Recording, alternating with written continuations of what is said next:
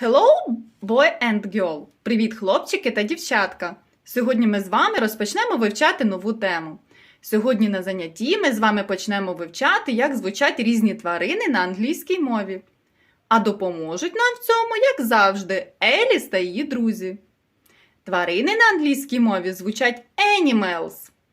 Повторюйте разом зі мною. Animals. Animals. Animals. Молодці! А тепер сідайте зручненько і повторюйте разом зі мною та нашою Еліс всіх тваринок, яких ми будемо вивчати сьогодні на занятті. Приготувались? Почали! Dog. Собака. Dog. Собака. Cat. Кішка.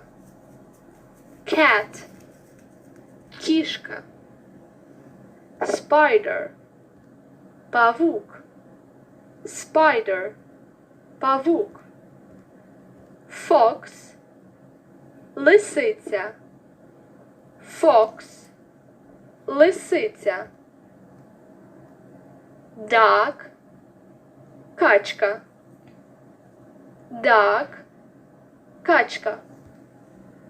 Rat. Щур. Rat. Щур. Frog. Жаба. Frog. Жаба.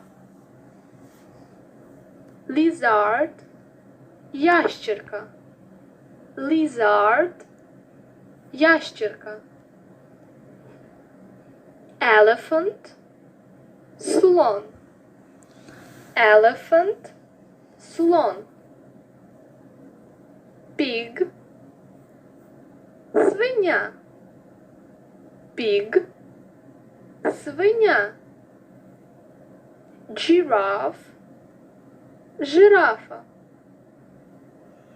Giraffe. Жирафа. Snake.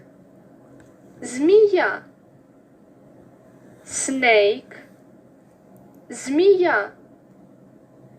Crocodile. Крокодил. Crocodile. Крокодил. Butterfly. Метелик. Butterfly. Метелик. Які ви молодці, малята! А для того, щоб краще запам'ятати, як на англійській мові звучать тваринки, пропоную вам виконати домашнє завдання. Намалюйте разом з батьками тих тваринок, які ми сьогодні з вами вивчали, та озвучте їх на англійській мові. А я буду чекати на ваші малюнки. Children, ось і настав час прощатись. Давайте попрощаємось разом з вами на англійській мові.